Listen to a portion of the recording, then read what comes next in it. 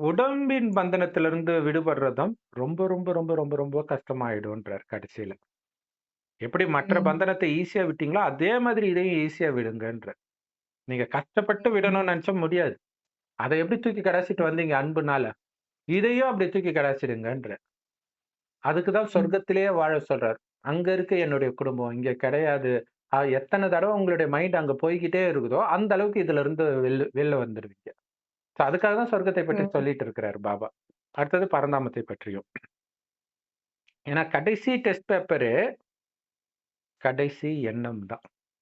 உங்களுடைய எண்ணம் என்னவா ம். இருக்க போது? உடலை விட்டு வரும்பொழுது.